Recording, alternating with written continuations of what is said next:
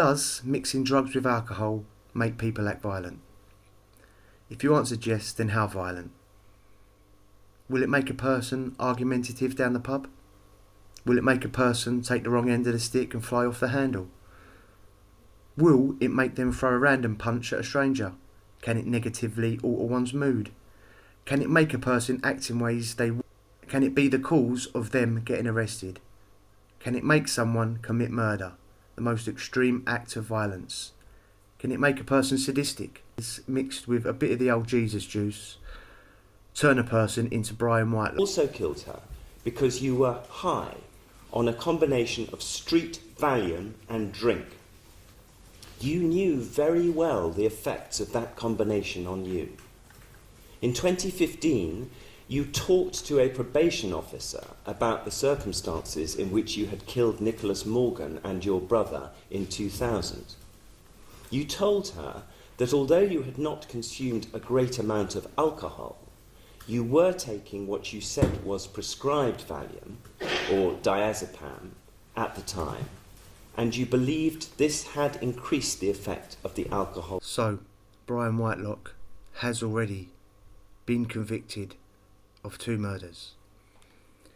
2 drug-related murders, and he received a life sentence of which he done roughly 20 years. If you had taken Valium and alcohol and the outcome had resulted in murder, you probably wouldn't take it again.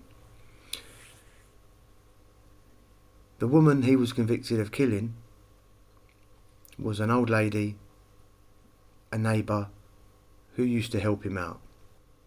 Many people, maybe even including myself, have mixed drugs and alcohol, and never once has a torture murder crossed my mind or most people's minds. I would suggest maybe that if you get convicted of that sort of crime after taking a couple of tablets, it's probably not the tablets, it's already is the judge's remarks. Particularly senseless. She was a person about whom even you had nothing but good words to say. She was born and bred in Clydach, and it was there that she died. The impact on her family has been described in court today. As well as her family, she had a circle of good friends. She's described as having a heart of gold, a person who would give you her last penny. Circumstances which had similarities with the murder of Wendy Buckney, of which you have now been convicted after a trial. You had taken Valium, and the effects of this were increased by alcohol.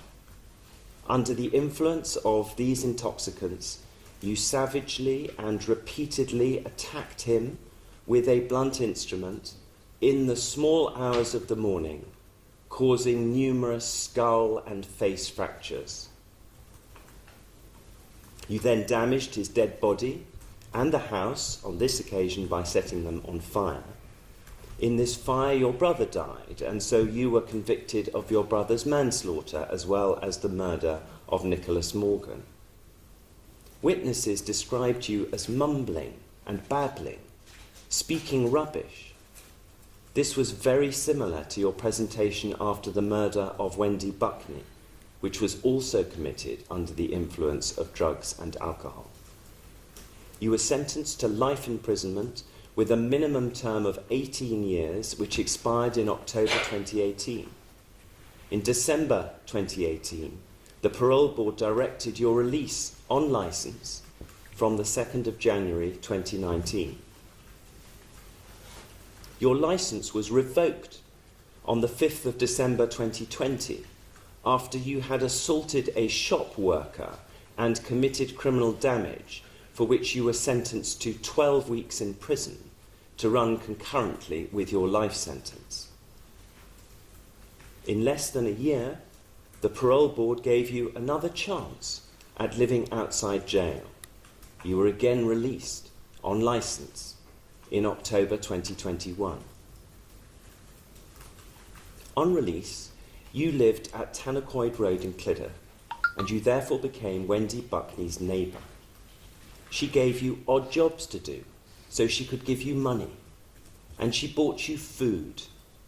She knew you had been in prison, although not why, but when a relative expressed some anxiety about that, she said, "Everyone deserves a second chance." You described her as like a second mother to you. She deserved nothing but your gratitude, but you brutally murdered her anyway, and you have never, ever suggested a motive.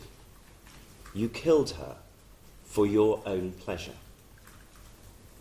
You also killed her because you were high on a combination of street Valium and drink. The less, from about 3 weeks before you killed Wendy Buckney, you were taking Valium, or its equivalents, which you bought from street drug dealers, and you combined it with alcohol. The effects were so obvious that they caused concern to your neighbours.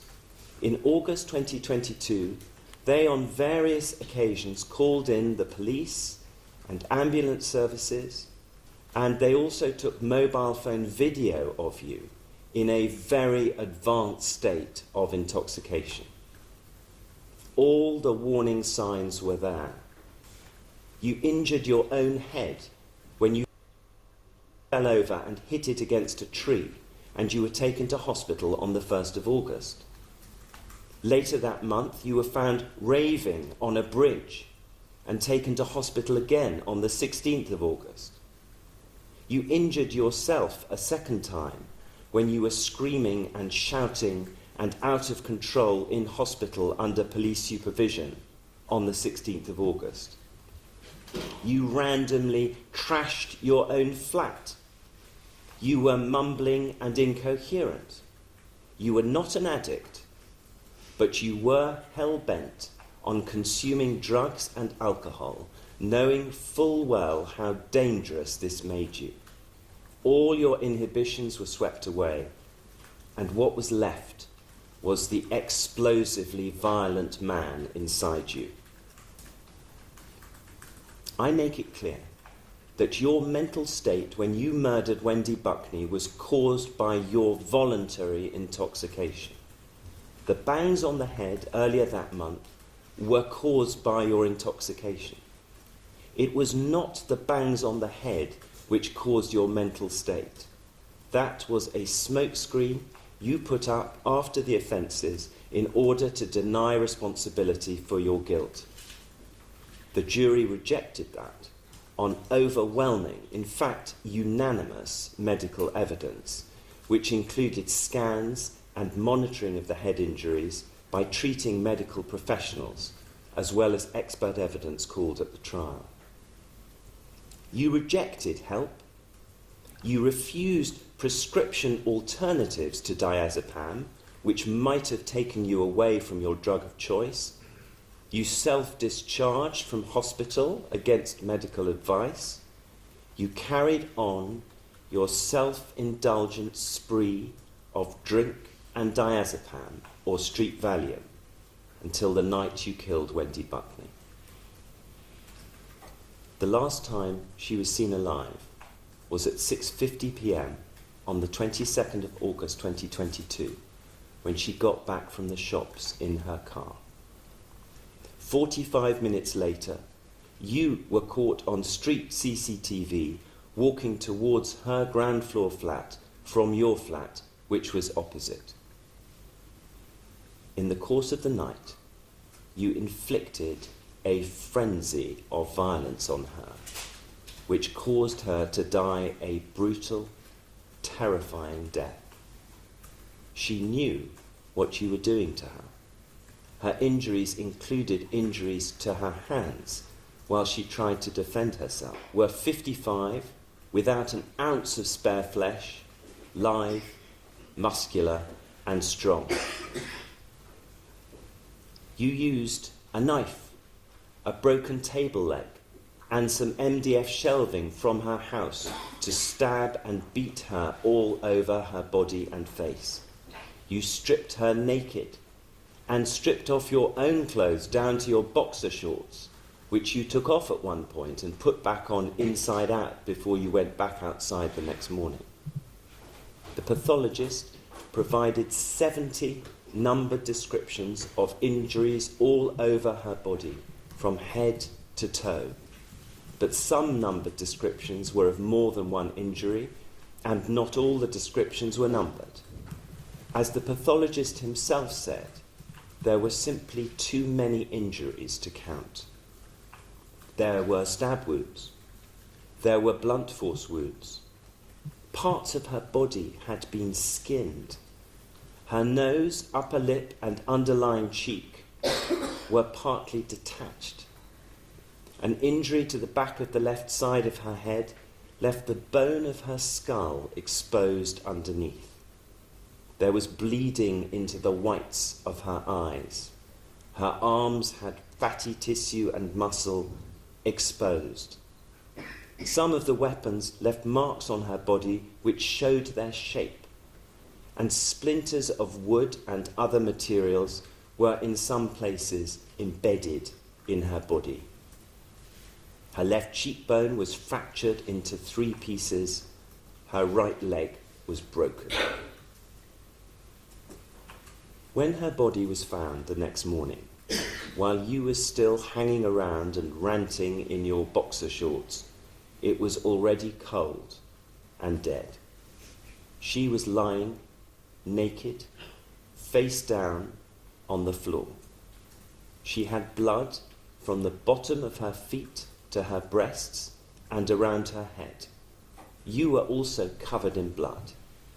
The room had been trashed, a sofa upended. Bits of her flesh were later found attached to the walls and ceiling. Clothes and objects had been put on top of her body. After the cruelty of your attack on her in life, you degraded her body in death. You yourself told people afterwards that she was begging you to stop. You described it as torture, and that is what it was. You also referred to lying on top of her, and when you started to blame unknown strange men for the assaults you had yourself inflicted, you referred.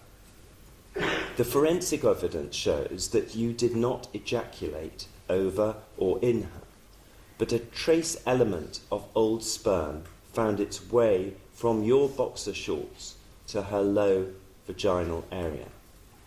There is no doubt that there was a sexual element to the pleasure you took in your attack. I will now turn from the facts to the sentence. There is only one sentence for murder, and that is imprisonment for life. That is the sentence I pass on you. In addition to passing that life sentence, I must also decide when, if ever, you may be considered for release on licence by the parole board. I must also impose the statutory surcharge of £228, which I do. The seriousness of this offence is exceptionally high. It is a murder by an offender previously convicted of murder. Paying due regard to the statute, the starting point in this case is a whole life order. However, where I move from the starting point will reflect the aggravating and mitigating features of your case. The aggravating features are first, sustained, exceptionally cruel and sadistic violence. Second, the use of a knife and other weapons. Third, sexual assault. Fourth, degradation of the victim, including stripping her naked, skinning her, hacking off lumps of flesh, and piling things on top of her body. Fifth, voluntary intoxication with diazepam aggravated by alcohol, with prior knowledge of the risks and effects of this on you, including the part it played in your previous act of murder. And sixth, Wendy Buckney's particular vulnerability. Two potentially mitigating features are ruled out in this case. You definitely had an intention to kill, given the number and nature of the injuries, including countless stabbings and blunt force injuries all over the body and attacks on the face and head.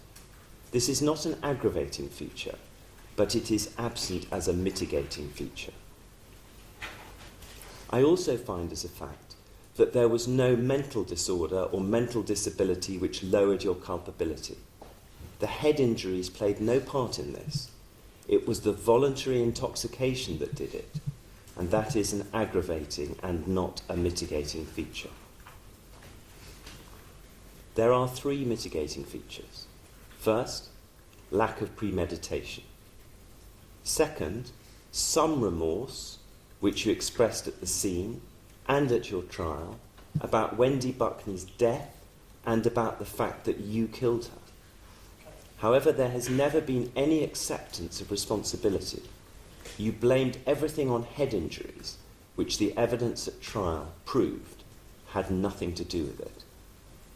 Third, I recognise that you did plead guilty to manslaughter. However, the evidence that you were the killer was overwhelming, including, but by no means limited, to confessions you made yourself at the scene. You then quickly changed your tune and told your ridiculous story to the police about strange, unidentified men being to blame. You pleaded not guilty until the first day of trial. Even then, you only entered a guilty plea to manslaughter, not murder, and you did that because you could not run your defence of diminished responsibility without it.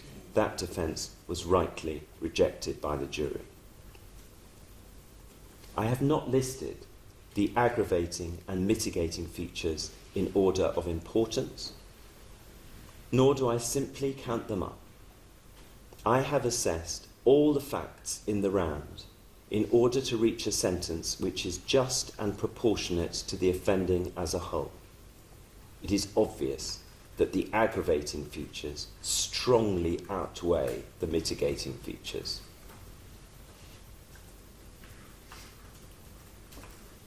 Brian Whitelock. For the murder of Wendy Buckney, I sentence you to imprisonment for life. This is a case of the most extreme gravity. I have no doubt that the seriousness of this murder is so exceptionally high that just punishment requires you to be kept in prison for the rest of your life, and you will never be considered for parole.